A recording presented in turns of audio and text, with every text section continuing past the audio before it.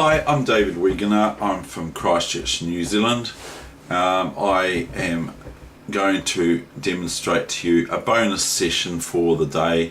I might do another one for bishop and knight checkmating a king with the king, of course. So how do you checkmate? And it's not going to be perfect. It's going to be my sort of rendition of it. So how does one, when they've got two bishops, it does happen, it has happened for me a few times, how does one checkmate with two bishops and a king versus a king, a lonely king on its own? How does one do it? So here we go. This is a bonus session and let's get underway. If I get stuck on it's meant to be done in about 33 moves according to Reuben Fine's chess endgame book. About 33 moves with two bishops. A bishop and a knight and a king versus a king are a wee bit different, and it can get about 39 moves or so, but there's a wee trick to it. Anyway, so I'm going to show you now two bishops versus a king, how to checkmate, okay?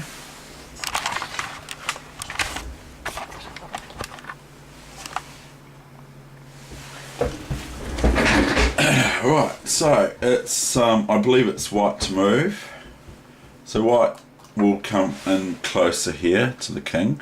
Now the king can't go here or here or here because of the bishops, so it has to move somewhere else. So it goes, let's just say it goes here. We can move this bishop in a little bit closer,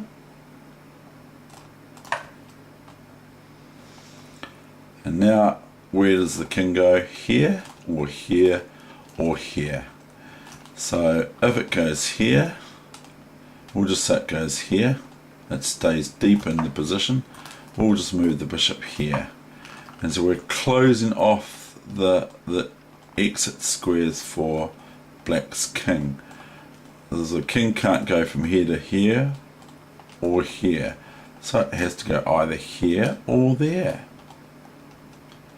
If it goes here and I go bishop here, and if my king was here, it would be stalemate because the king would have no square to go to from these 5 squares because they're all covered. But anyway, here we've got two moves possible.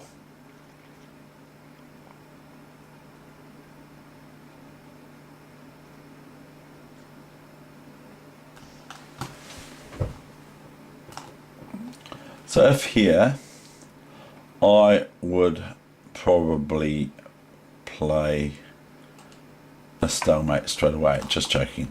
This will be stalemate, see? If I go here, it's a stalemate. So I can just move my king here,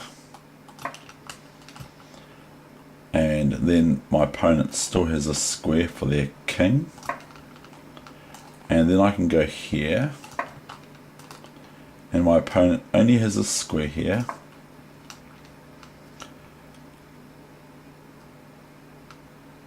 and then I can go here, and my opponent only has this square for their king. See, they can't go here, can't go here, so they got this square. Then I can close the net a little bit, but I've got to be careful not to stalemate black's king. King can come here. Now I can go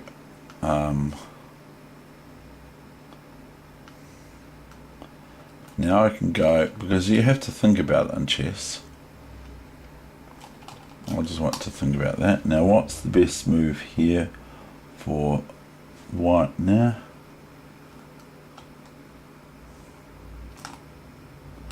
I'll just play this.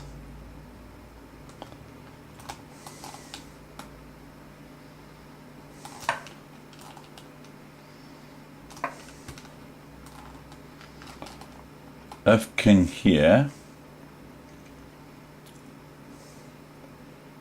did I play that right?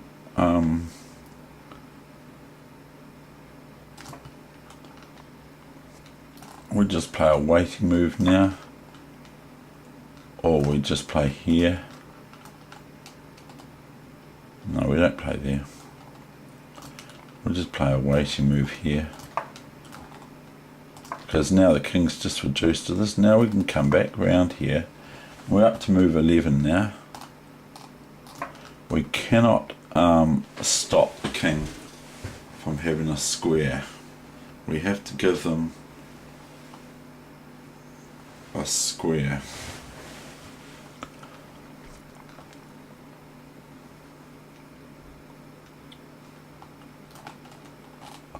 So here's the square. We're going to give black the squares here and here while we move our king in. The king cannot go anywhere in this vicinity. He can go here, which would be a wee bit of a pain actually. So we'll go there. That's probably the best move, to be fair. So we'll go bishop here now. And notice if the king goes here now, there's an instant checkmate. Can you see the instant checkmate there, viewers? Checkmate. Okay, so that's not a good square to go to, is it? So we go king here. It's the new main line. Then notice if we go here, black still has this move here, king here.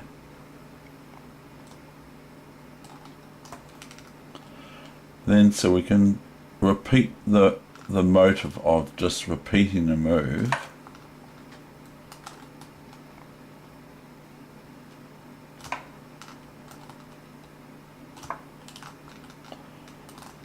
Now it's looking a wee bit troublesome for black, because black can only move here, and then we got bishop check. Checkmate. Okay, so that's a motive of how to, or an idea of how to checkmate the king. Now let's now show you bishop and knight versus a king, or do I make another session on that? Maybe I'll just make another session on that as well. Okay, so then you can look at either or both.